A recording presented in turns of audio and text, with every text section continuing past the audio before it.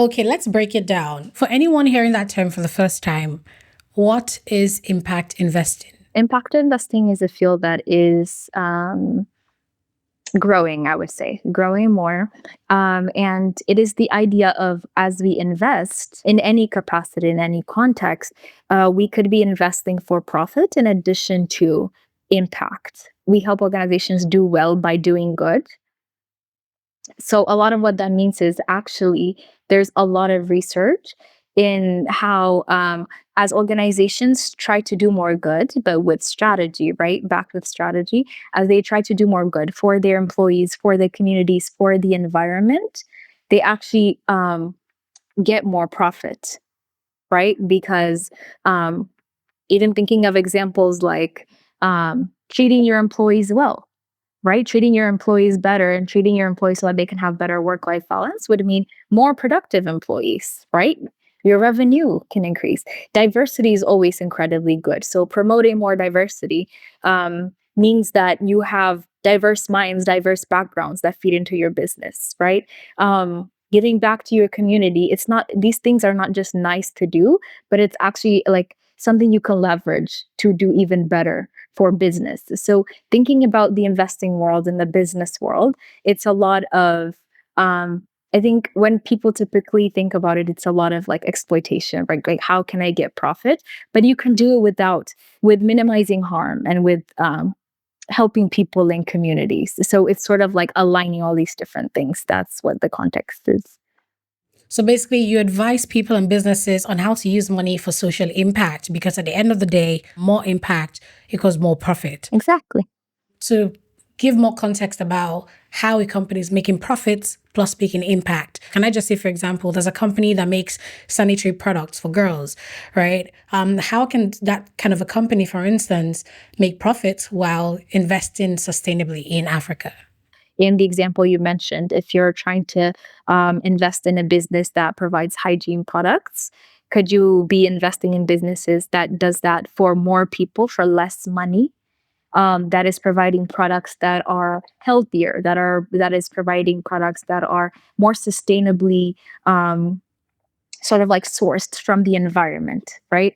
Can you do that for businesses that treat their workers well and pay their workers a living wage, right? And there are no human rights abuses for their workers. Are you investing in businesses that are led by women, for example, because it could be harder for women to build businesses and be successful, right? So it starts with every component of the business, and you go on to sort of like choose between companies or encourage companies that you invest in to do more things that like hit your metrics. So that means I can be an impact investor. You can be an impact investor, you as well. Exactly. What you're investing in could be anything to make impact, right? So you could be investing in your sister's business, however you define that. You could be making venture capital funding for someone that has a tech driven solution for, I don't know, like female period app tracker, right?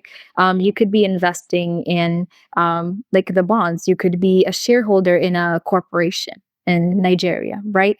And you think about like, okay, what is that corporation doing for people? Right? What is that? How is that corporation leading its business? And it doesn't even have to be you as an investor, you running your business. How are you running your business? How are you treating your customers? Right? How are you treating your workers? And it's all tied to profit, right? And the easiest example there is like if you're treating your customers well, they're coming back to buy from you, right? If your customers feel like, oh, this is actually a really good business I want to support because they treat their workers well, because they donate to this thing, then you have more customers. So it really is a big context, and it could be anything you want to invest in, but it's sort of like taking a pause and being mindful of what are you investing in, who are you investing in, what are they doing, and then choosing the most impactful the most impactful business or corporation that you would want to invest in while still keeping the profits in mind because money is important. Africa is a continent that has the greatest opportunity for impact. So when you look at Africa, where do you see the biggest need for investment? I think one answer would be everywhere. in every sector. But just to give like a general overview, a lot of what has been really hot has been fintech, right? Financial technology, with the idea that without allowing people to sort of like pay easily and pay for things, it's harder to build these other things that you want people to pay for. So first, starting out with, are we building financial technology that goes into the remote villages as well, right? So can people in the villages pay for things and be able to like borrow things to start their own things, to do their own things? Do they have access to money? I think going back to sort of like tying the impact and profit together, a lot of what people don't realize is investing in solutions where like people in a particular community don't have those solutions. For example, a banking system on their phones, right?